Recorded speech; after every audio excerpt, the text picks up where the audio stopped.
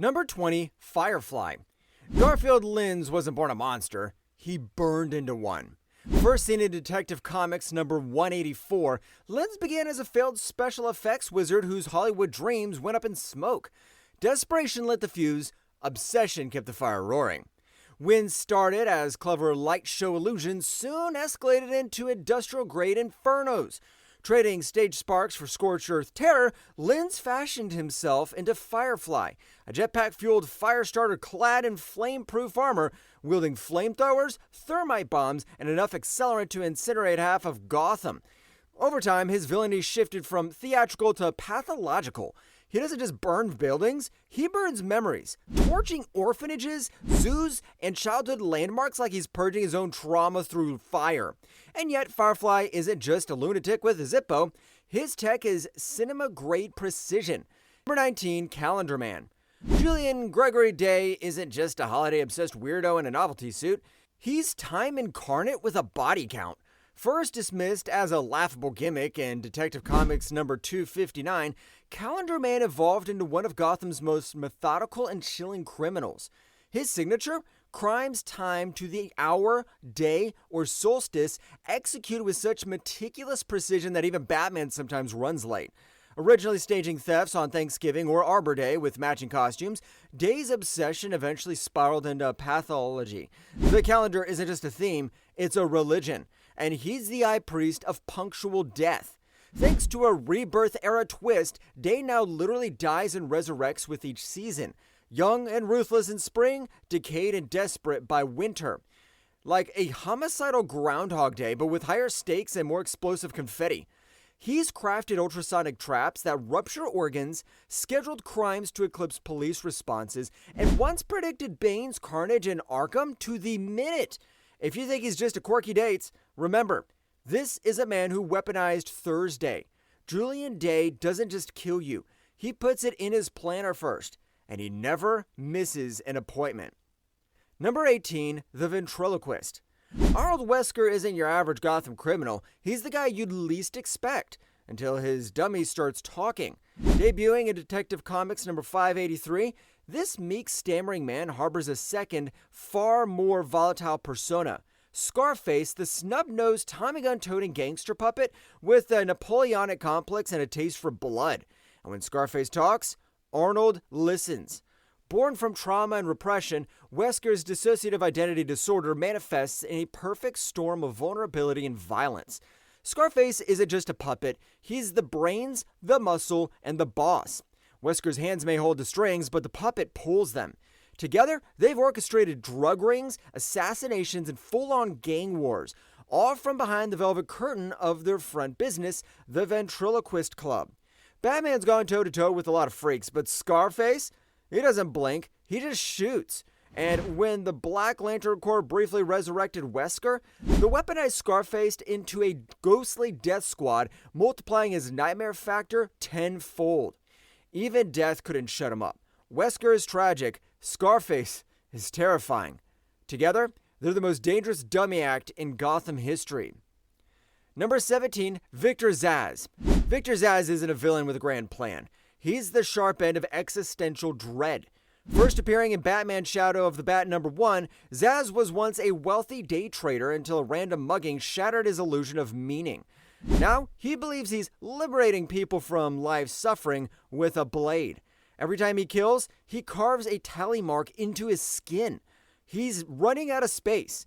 He doesn't monologue, he doesn't gloat, he doesn't even care who you are.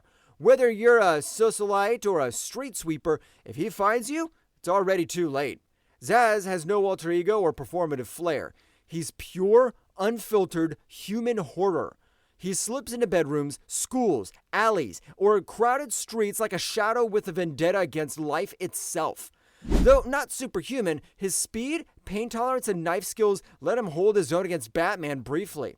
He's escaped Arkham Asylum more times than most can count, unless you're Zsasz, who keeps perfect score, and unlike other villains, rehabilitation isn't even on the table. He doesn't want redemption, just silence. Yours. No mask, no tricks, just steel and scars. Victor Zsasz is what happens when the abyss stares back and brings a knife. Number 16, Captain Boomerang. The rogue who never comes back clean. George Digger Harkness is what happens when weaponized ego meets an Australian accent and a satchel full of trick boomerangs.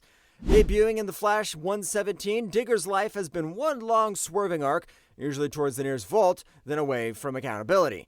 Raised in the outback by a cruel stepfather and a chip on his shoulder, Harkness went from Boomerang stunt performer to full-time menace. He isn't fast, strong, or particularly honorable, but he is annoyingly clever, dangerously accurate, and practically allergic to dying. Whether he's rigging his boomerangs with explosive, acid, or tasers, he's got a gimmick for every occasion, and a bad attitude to match. As a perennial member of the Suicide Squad, Digger has lied, backstabbed, and occasionally saved the day, usually by accident. Despite being the least disciplined member of any team, he somehow walks away from metahuman firefights that should reduce him to dust. Even Amanda Waller can't quite get rid of him, though she's tried. Flash's most annoying nemesis. Squad's most likely liability, Digger is the boomerang that just won't stay gone. Crude, and a little bit explodey, Captain Boomerang is living proof that chaos always comes back around, pun intended. Number 15, the Penguin. Gotham's gentleman vulture, Oswald Chesterfield Cobblepot, waddled into infamy in Detective Comics number 568, wearing a monocle, a top hat, and enough ego to fill the Iceberg Lounge. A short, sneering outcast mocked for his bird-like features, he embraced the Penguin moniker and built an empire where class met cruelty. Behind the formal wear lies a master tactician. Cobblepot isn't just a mob boss. He's the last mob boss standing after Arkham riots, apocalypses, and Joker tantrums. His mind's a steel trap of logistics and blackmail. He doesn't need heat vision when he's got an umbrella that fires shrapnel or sprays neurotoxin with a flourish. And if things get real messy, Oswald's not above stabbing someone in the liver himself, usually while quoting Victorian etiquette. The Iceberg Lounge is his throne. A neutral zone, a weapon depot, and a money laundering opera house in one. It's where corrupt cops drink, assassins flirt, and Cobblepot silently files away favors and weaknesses. Don't let the bird metaphors fool you. Penguin is less cuddly parakeet, more tuxedoed raptor. A cocktail of brutality and class, Penguin proves that in Gotham, the scariest villain might be the one who lets you finish your wine before ordering your execution. Number 14, Catwoman. Gotham's purring paradox, Selina Kyle, part cat burglar, part Gothamite folk hero, slipped into comics with Batman number 1 and hasn't stopped stealing the spotlight since. Raised in the grime of Gotham's East End, Selina clawed her way from orphanage runt to diamond thief deluxe. She's walked every line, rooftop, moral, romantic, and crossed most of them in heels. Her resume reads like a rooftop legend. Trained by Wildcat and Richard Dragon, aka the guy who beat Batman blindfolded, she blends acrobatics with martial arts, throwing roundhouse kicks like a ballerina trained in bruises. She's pickpocketed billionaires, tamed street gangs, and once unbuckled Batman's utility belt mid-chase, a move equal parts tactical and flirtatious. Catwoman is chaos wrapped in leather. She's led Gotham's mobs with ethics, stolen from LexCorp, and even saved Batman's cowl more times than he'll admit. Her tools of the trade? Bullwhips, claws, lockpicks, and of course, charm. And yes, the cats really do follow her around like furry bodyguards. Call it mystic empathy or just mutual respect from fellow predators. Selina Kyle isn't a villain or a hero, or an anti-hero. She's the question mark Gotham can never answer. In a city of black and white justice, Catwoman is a silver blur, vanishing into shadow with your heart, your wallet, and your last ounce of certainty. Number 13, Twoface. Once the golden boy of Gotham's legal system, Harvey Dent had the charm of a Kennedy and the jawline of a Greek god, until Sal Maroni's courtroom acid bath turned his face into a Rorschach test and his mind into a battleground. Born from tragedy and trauma, Twoface made his debut in Detective Comics number 66, and he's been flipping the moral coin ever since. Literally. Every choice, every life, every death hinges on a battered silver dollar, scarred, just like him. A former district attorney, Dent knows every legal angle, every loophole, and how to weaponize justice. His genius intellect pairs with elite marksmanship, dual pistols, acid rounds, and the occasional rocket launcher. And he's held his own against Batman, Nightwing, and even Deathstroke.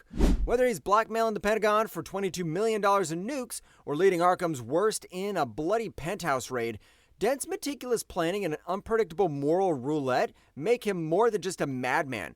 He's a systematic madman. He's also heartbreak in a trench coat. There's always a part of Harvey that wants to be good, but it's leashed to a coin and a cratered psyche. One side offers mercy, the other, murder. Nobody, not even Dent, knows which will fall. In a city of masks, Two-Face is the scar beneath them all. Justice, twisted into a coin toss, and death delivered with courtroom flair. Number 12, Black Mask. Romanciones, aka Black Mask, is what happens when wealth, ego, and a total lack of empathy meet a skull and gasoline. Born into Gotham High society, Roman didn't just reject his family. He murdered them and burned down their estate. Then he failed upward by running Janus Cosmetics into the ground with a lethal makeup line. Literally. After humiliating Wayne Enterprises' bailout, Roman cracked. Emotionally and symbolically, smashing his father's coffin and carving his iconic mask from the charred wood. The result? A crime lord with style, sadism, and no soul. Black Mask doesn't just kill. He performs it. Torture is theater. Pain is politics. He once ruled part of Gotham during No Man's Land by mutilating followers into his true facers. He's fooled allies, gaslit enemies, and walked through the front door of Arkham or Blackgate just to turn them into blood-soaked boardrooms. He's not the strongest or the fastest, but he's always 10 moves ahead, and you'll grin as he carves your name into the table before flipping it over on your grave. Romanciones isn't trying to beat Gotham. He's trying to prove it was always rotten, and he's the Maggot King sitting on its skull. Number 11, Deadshot. The man who'd killed God, if you paid enough. Floyd Lawton, aka Deadshot, is the assassin's assassin. Introduced way back in Batman number 59 as a tuxedo-wearing crack shot with a mustache and an ego to match, Deadshot was later retooled into what he was always meant to be, a walking death wish with a laser sight. By the late 70s, he had the look. Sniper monocle, red bodysuit, twin wrist magnums, and the rep world's deadliest marksman. He doesn't just shoot to kill. He shoots because he doesn't care if he dies. That's what makes him terrifying. Deadshot's been a Suicide Squad mainstay not because he's expendable, but because he knows he is. His claim to fame? I never miss. And it's not a bluff. He's pulled off close-eyed, trick shots, ricocheted bullets around corners, and even grazed Enchantress's skull on purpose just to knock her out, not kill her.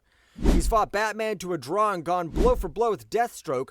No powers, no magic, just precision, guts, and a kill count that makes nations nervous. Deadshot isn't just a man with a gun. He's a man who is the gun.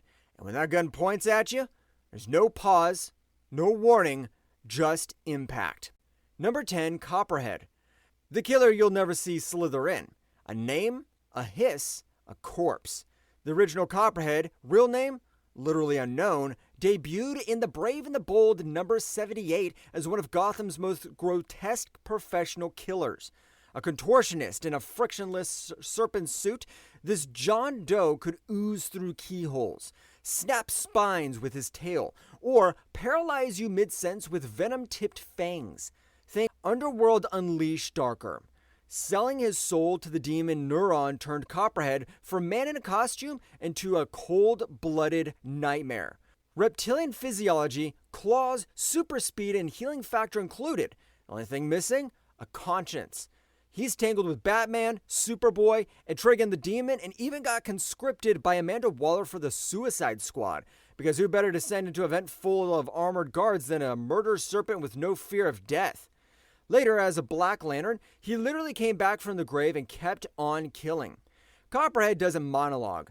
He constricts, injects venom, and slithers into darkness. No moral code, no catchphrase, just a cold squeeze and your breath stolen mid-scream. Number 9, Cheshire.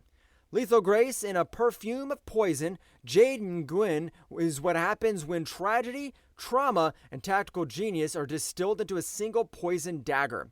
Debuting in New Teen Titans Annual number 2, Cheshire is more than an assassin. She's elegant annihilation. Sold into child slavery, Jade murdered her captor before puberty and trained under international killers until she herself became a whispered legend. She doesn't need brute strength or flashy powers. Her body is a weapon. Her fingernails laced with neurotoxin, her smile often the last thing you see before your heartbeat forgets how to function. Her portfolio? Assassinating political targets, surviving the Suicide Squad, raising hell with the Secret Six, and nuking an entire country, R.I.P. Croc. Yes, an actual nuclear annihilation just to make a geopolitical point. Romantically entangled with Roy Harper, she bore a daughter, Leon, whose tragic death unhinged her already cracked moral compass.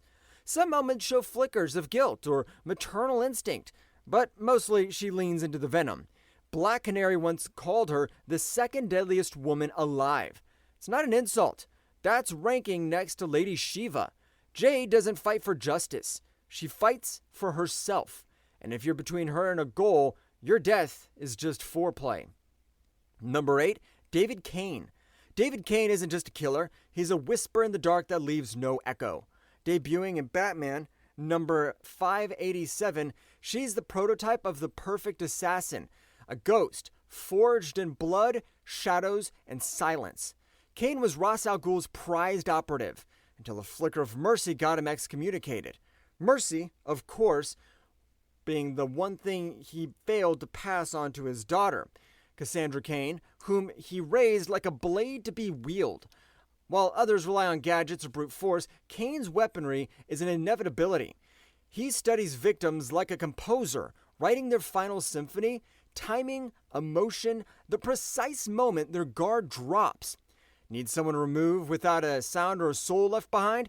Kane's already on the roof, waiting for the perfect heartbeat. His feats are quietly monstrous, nearly killing Commissioner Gordon during No Man's Land, framing Bruce Wayne for murder in Batman number 605, and surviving a League execution attempt by vanishing into fire. Let's not forget the cybernetic arm, a parting gift from Cassandra after she finally stood up to him. He didn't retaliate. He planned. Kane isn't interested in chaos or legacy. He's interested in completion. A job done right, a silence left behind. Number 7, Lady Shiva. She doesn't fight you, she ends you with style. Lady Shiva isn't just a martial artist. She's the martial artist. Born Sandra Wu San, she traded her name, her privilege, and even her humanity in pursuit of one goal: perfection through combat. She debuted in Richard Dragon, Kung Fu Fighter number 5, and has been folding egos and breaking bones ever since. Her resume reads like a hit list of DC's best. She outmaneuvered Batman, broke Cassandra Kane and rebuilt her, and carved her way through the League of Assassins without chipping a nail. Predicts your movements before you make them? Check. Turns spatulas into weapons of mass destruction? Absolutely. Shiva is less a person and more a living death flag for anyone dumb enough to raise their fists. In Detective Comics number 952, she humbled Batman like a freshman at their first dojo class. In Batgirl number 25, she literally killed her daughter in a duel, then revived her out of sheer philosophical curiosity. She doesn't just win in a fight, she fights to find truth. That's terrifying. Despite her coldness, Shiva has a strange code. She honors worthy opponents and seeks the purity of battle with a blood-stained monk. But don't confuse that with mercy, because when Shiva comes for you, the only thing left standing is your regret. Number 6, KG Beast. The USSR's answer to what if John Wick was built like a tank? Anatoly Knyazov, codenamed KG Beast, crash-landed into Batman number 417 like a vodka-fueled wrecking ball of Soviet rage. Raised in the Hammer, an elite KGB kill squad, Anatoly was basically forged in Cold War paranoia, trained in every lethal martial art and weapon the Eastern Bloc could thrown at him. When the USSR needed someone to murder 10 US defense figures and cause mass panic in Gotham, they didn't call a diplomat. They called him. Let's be clear, KG Beast isn't just a bruiser in a red jumpsuit. He's got cybernetic augments that push him into metahuman territory, strong enough to bench press your car and then beat you with it. His left hand was replaced with a modular death machine featuring a scoped autocannon, a bayonet, and tear gas because subtleties for amateurs. He once chopped off his own hand to escape Batman. His own hand! That's commitment! Or an HR violation. And 10 Knights of the Beast, and totally casually poisoned a gala, assassinated half his hit list, and made the FBI look like mall cops. Even death couldn't keep him down. He got resurrected as a Black Lantern and immediately tore through Arkham like it owed him money. Tactically brilliant, emotionally dead, and physically unstoppable, KG Beast is less a man and more a government-funded horror story. You can't reason with him. You can't bribe him. You can only hope Batman gets there before the body count reaches 4 digits. When Antoli knocks, he's not delivering mail. He's delivering war. Number 5, Killer Croc. Half man, half reptile, all rage. Waylon Jones, aka Killer Croc, slithered into Gotham's criminal underworld with a cameo in Detective Comics number 523 and has been biting ankles ever since. Born with a rare skin condition, epidermalic hyperkeratosis, that slowly mutated him into a humanoid crocodile, Croc's childhood was a swamp of abuse, abandonment, and zero sunscreen. He started as a sideshow attraction, wrestling gators and carnivals. Well, it turns out when you're the apex predator, the job gets boring fast. So Waylon upgraded from wrestling reptiles to ripping off banks and cracking skulls in Gotham's underworld. Physically, Killer Croc is a walking natural disaster. His scaly hide shrugs off bullets, his jaws can crush steel, and he's strong enough to rip vault doors off their hinges like soda can tabs. He's got enhanced senses, a built-in wetsuit, and enough regeneration to walk off wounds that would kill most people, or at least get them a GoFundMe. He's not just muscle either. During Forever Evil, Croc didn't just break skulls. He seized Wayne Tower and turned the city's lower districts into his personal kingdom.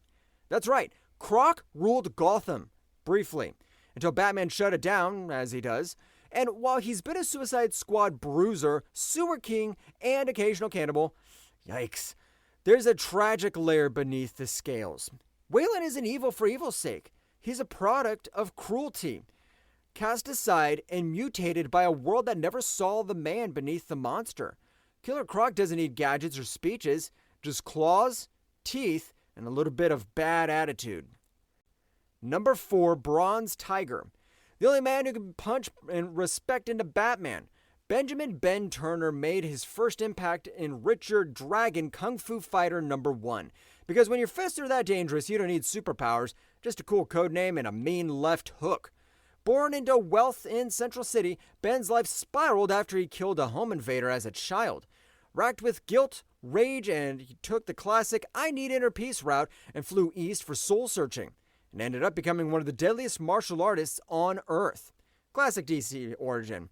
Training alongside Richard Dragon under the O-Sensei, Ben mastered enough martial arts styles to qualify as a walking dojo. But things took a dark turn when he was brainwashed by Professor Ojo into becoming the assassin known as Bronze Tiger. He eventually broke free from mind control, because you can only hypnotize a tiger for so long, and defected from the League of Assassins. Since then, he's danced the line between hero and villain, often serving as a key Suicide Squad member and field commander with a conscience. He's matched Batman blow for blow multiple times, without gadgets or a utility belt full of plot armor. He once spared a murderous extremist, Raven, out of principle, and in another lifetime, nearly killed his best friend while brainwashed. Ben Turner doesn't just fight for survival, he fights for redemption. One flawless roundhouse at a time. Bronze Tiger doesn't need lasers or flight. He has fists, focus, and the moral clarity of a man who's been to hell and roundhouse kicked his way out. Number 3, Blockbuster. Roland Desmond, the second man to wear the name Blockbuster, first smashed into the scene in Starman number 9. Little brother to the original Blockbuster, Roland was just your average Gotham goon until a post-Dominator gene bomb seizure turned his life upside down. Desperate for a cure and some gains, he tried experimental steroids, which gave him Hulk-level strength, but all the brain power of a cinder block. For a while, he used his mutated brother Mark like a battering ram, turning muscle into money. Then came the demonic upgrade. The Underworld Unleashed number 1, Roland made a deal with Neron, because why not add a literal demon to your origin story? Neron gave him back his smarts, amping him into a criminal genius with enough ambition to make Lex Luthor check his security settings. Roland moved to Bloodhaven, seized the city's underworld like a Wall Street hostile takeover, and became Nightwing's nightmare roommate. Blockbuster could bend steel, tank explosives, and still have enough stamina to monologue about real estate acquisitions. He often went toe-to-toe with Nightwing and survived a collapsing skyscraper, then swore vengeance while dusting off the rubble. Dramatic much? But in the end, even Gotham-style crime bosses can't dodge karma. In Nightwing number 93, Vigilante Tarantula ended his reign, one of the few times a major DC villain didn't die by Batman's fists or poor life choices. Blockbuster wasn't just a thug. He was a Wall Street warlord with fists like wrecking balls and a brain sharpened by hellfire. Number 2, Bane. Brain, brawn, and a backpack full of steroids. Born into a life sentence of the hellish prison island of Santa Prisca, Bane didn't just survive, he thrived. Debuting in Batman Vengeance of Bane number 1, he grew up in a dungeon so rough it makes Arkham look like a yoga retreat. Raised behind bars, he used isolation and brutality as a training montage, educating himself in science, languages, philosophy, and how to turn people into pretzels. Then came Venom, a super steroid. He survived where others died. Most people get swole for the beach. Bane did it for vengeance. Bane's key trait? Balance. Equal parts tactical genius and walking bulldozer. His Venom augmented strength lets him lift up to 15 tons, enough to bench press a Batmobile. Yet even without Venom, he's still a powerhouse who could shatter shackles, scale prison walls, and win bar fights against concrete. And if that weren't enough, the man's a genius. He figured out Batman's secret identity after watching him fight for like a year. That's detective-level pettiness. His most iconic feat? Breaking the bat. Literally.